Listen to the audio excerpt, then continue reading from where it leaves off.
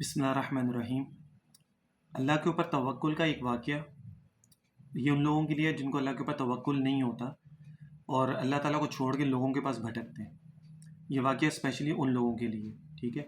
شاید اس سے آپ لوگوں کا کوئی ایمان جو ہے وہ اللہ کے اوپر بڑھ جائے، یقین ڈیولپ ہو جائے، اور آپ اپنے معاملات جو ہیں وہ اللہ کے ساتھ زیادہ بہتر طریقے سے کرنا شروع کر دیں۔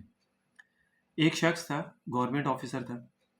گورنمنٹ نے اس ٹائم پہ اعلان کیا اس کو کہ ہم نا آفیسرز اپنی نوکریاں چھوڑ دیں، گورنمنٹ ان کو ایڈوانس میں جو ہے نا ان کو جو بھی ان کے پیسے وغیرہ بنتے ہیں ہم ان کو اکٹھے پورے دے دیں گے اور وہ اپنی نوکریاں چھوڑ دیں۔ اس سے دو فائدے تھے کہ گورنمنٹ کو امپلائیز جو ہیں وہ کم کرنے تھے اور وہ خود ان کو نکال نہیں سکتے تھے، تو اس طرح یہ کہ گورنمنٹ کا بھی ایک جو برڈن تھا وہ کم ہو جاتا اور لوگوں کو یہ فائدہ ہوتا کہ ان کو جو اکٹھی رقم جو ہے، ایک بڑی رقم ان کو اکٹھی مل جاتی۔ اس شخص نے کہا کہ ٹھیک ہے مجھے منظور ہے، اس نے نوکری چھوڑ دی، گورنمنٹ نے اس کو 16 لاکھ روپے جو ہے نا وہ ایڈوانس میں وہ دے دی۔ اب گورنمنٹ نے کہا کہ تم لوگ اپنا کوئی بھی کام کر سکتے ہو، کوئی تمہارے اوپر کوئی ریسٹرکشن وغیرہ نہیں ہے۔ اس نے 16 لاکھ روپے ایسے ہی رکھ دیے اور خود کوئی چھوٹی موٹی کوئی جاب اس نے شروع کر دی کہ چلو یہ ہمارے سیو رہیں گے پیسے، اور جو میں جاب کروں گا اس سے پیسے جو آئیں گے اس سے ہمارا گزر بسر ہو جائے گا۔ اس کا ایک دوست تھا، اس کو جب پتہ چلا کہ اس کے بعد اتنی بڑی ایک رقم آئی ہے، اب وہ اس کے پیچھے پڑ گیا کہ یار تم نا اس طرح انویسٹمنٹ کر دو تو تمہیں اس کے پیسے جو ہے نا وہ پروفٹ ملتا رہے گا اور تمہاری اثر رقم جو ہے نا وہ سیو رہے گی۔ پہلے تو اس شخص نے بہت منع کیا کہ نہیں میں نہیں کر رہا، جو میرے پاس ہے ٹھیک ہے، بس مجھے ضرورت نہیں ہے یہ وہ سارا نا۔ لیکن اس کا بہت زیادہ اصرار کرنے کے اوپر جو ہے نا اس شخص نے پھر اپنی بیوی سے مشورہ کیا کہ ہمیں کیا کرنا چاہیے۔ وہ شخص جو ہے نا وہ میرے پیچھے پڑا ہوا ہے۔ اس کی بیوی نے کہا کہ آپ ایسا کریں کہ آپ کے پاس 16 لاکھ روپے ہیں تو آپ اس میں 8 لاکھ روپے جو ہے نا اس کو دے کے دیکھیں، اگر تو وہ صحیح چلے گا تو ٹھیک ہے، اگر نقصان ہوگا بھی تو آدھی رقم تو بس پڑی رہے گی، آدھی کا نقصان ہوگا۔ اس شخص نے کہا ٹھیک ہے یہ بات مناسب بھی لگتی، مجھے سمجھ میں بھی آ گئی۔ اس نے 8 لاکھ روپے اپنے دوست کو دے دیے۔ دوست نے کیا کیا کہ اس نے ہر مہینے اس کو 30,000 روپے جیسی پہلی ہوتی تھی اس کو کیش میں یا اس میں چیک کے ذریعے اس کو 30,000 روپے اس کو وہ ہر مہینے دینے لگ گیا۔ اب اس کو کئی مہینے تک جو ہے اس طرح پیسے ملتے رہے، تو وہ شخص بھی خوش ہو گیا، اس نے کہا چلو یہ تو ایک اچھا ہو گیا کہ ایک رقم بھی میری سیف ہے، مجھے پروفٹ بھی آ رہا ہے۔ اس کی بیوی نے بھی کہا ہاں بھائی یہ تو ٹھیک ہے کام، اس میں تو کوئی مسئلہ نہیں ہے، ایماندار بھی ہے، پیسے بھی پروفٹ بھی ٹائم پہ دے دیتا ہے۔ اب اس شخص نے کیا کیا کہ اس نے آگے دوبارہ اپنے دوست سے کہا کہ یار یہ نا اس میں پروفٹ کم آ رہا ہے اور پیسوں کی انویسٹمنٹ کی اور زیادہ ضرورت ہے، تو یہ کہ انویسٹمنٹ تھوڑی سی اس میں اور زیادہ کر دیتے۔ اس نے اپنی بیوی سے مشورہ، اس نے کہا ٹھیک ہے شخص تو ٹھیک ہے اور دھوکہ بھی نہیں دے رہا اور ایماندار بھی ہے اور پیسے بھی لا کے ہمیں دے رہا ہے، تو ٹھیک ہے کوئی بات نہیں۔ اس نے باقی 8 لاکھ روپے تھے نا وہ بھی اس کو دے دیے۔ 2 مہینے 3 مہینے تو اس نے اس کو پروفٹ صحیح طریقے سے دیا، اس کے بعد پھر وہ ڈاماڈول کرنا شروع کر دیا، ڈاماڈول۔ اب پہلی کو جو دیتا تھا وہ 10 تاریخ کو دے رہا ہے، پھر اگلے مہینے کا جو پروفٹ ہے اس کو وہ 20 تاریخ کو دے رہا ہے، اس سے اگلے مہینے کو وہ 30 تاریخ کو دے رہا ہے، تو وہ آگے پیچھے سارا کر دیا اس نے۔ 3-4 مہینے اور گزرے، اس کے بعد اس نے آ کے جب پیسے دینا بند کر دیے تو اس شخص نے کہا کہ بھائی پروفٹ کدھر ہے؟ تو اس نے کہا کہ نا میں نا اپنے ساتھ 1-2 بندے اور لے کے آتا ہوں، تو اس کے بعد پھر میں تم سے بات کرتا ہوں۔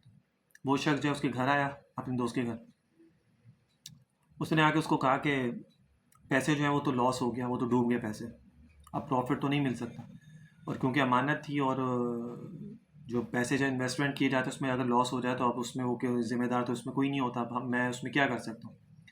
اب وہ شخص جو ہے نا وہ اب روئے بیٹھ گیا، وہ کہ میں کیا کروں گا، میرے پاس تو ایک انویسٹمنٹ تھی بس، اور وہ بھی میں نے اپنی سیونگ کے لیے رکھی ہوئی تھی، اب وہ بھی چلے گی، اب میں کہاں جاؤں اب۔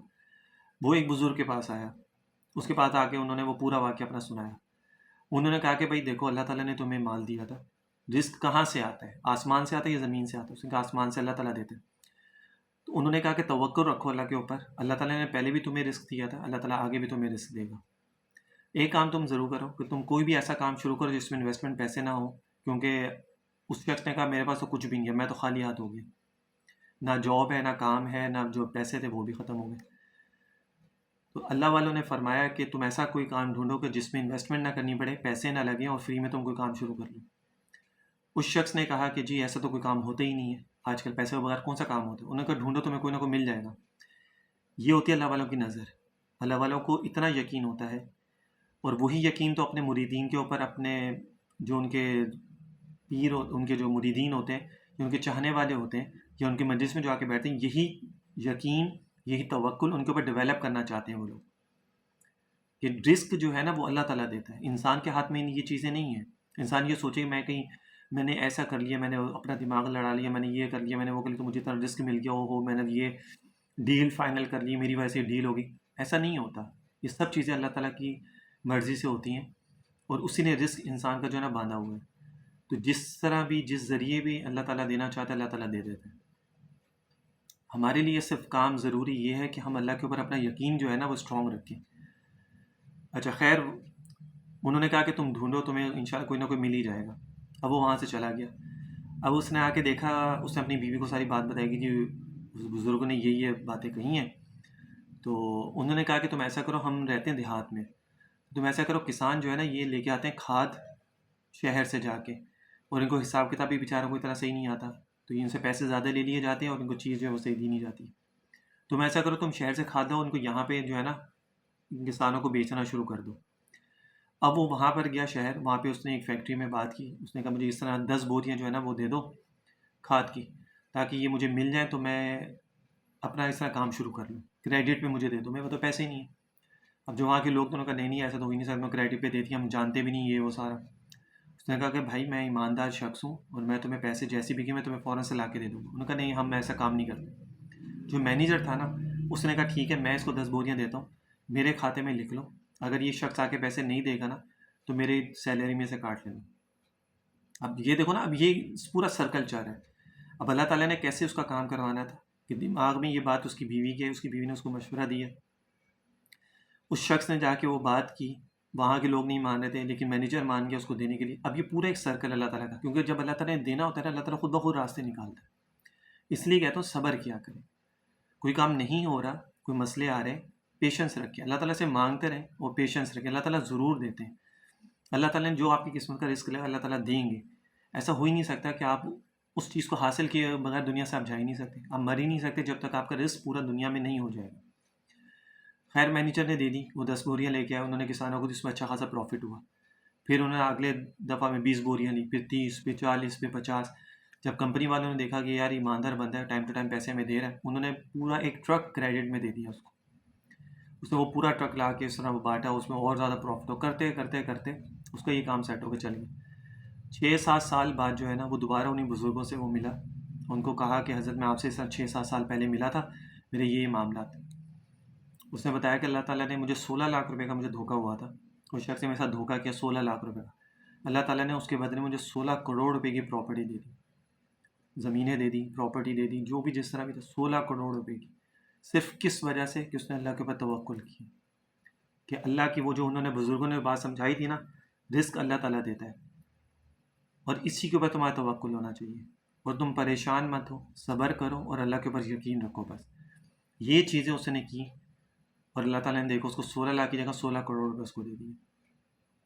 آپ لوگوں میں سے بہت یہ بھی سوچیں گے کہ یہ ہر انسان کے ساتھ یہ چیزیں نہیں ہوتی ہیں، 100 میں سے کوئی ایک بندہ ہو سکتا ہے. تو یہ 100 میں سے ایک بندہ وہی ہوتا ہے جس کا یقین بھی پکا ہوتا ہے، باقی 100 بندوں کا یقین بھی نہیں ہوتا. ٹھیک ہے نا؟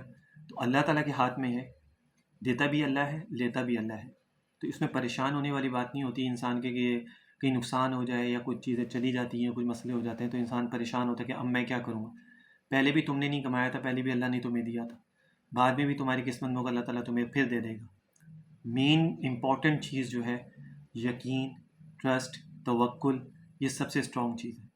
یہ ہوگا سب ہو جائے گا، یہ نہیں ہوگا تو پھر کچھ بھی نہیں ہوگا. اللہ تعالیٰ سے دعا ہے کہ اللہ تعالیٰ اپنا یقین، اللہ کا جو یقین ہے ہمارے لیے، کہ ہم اللہ کے اوپر پورا بلیو، یقین ہمارا وہ اور زیادہ اسٹرانگ ہو جائے، تاکہ جو ہے ہمارے جو معاملات ہیں وہ اچھے طریقے سے ہو جائیں. بس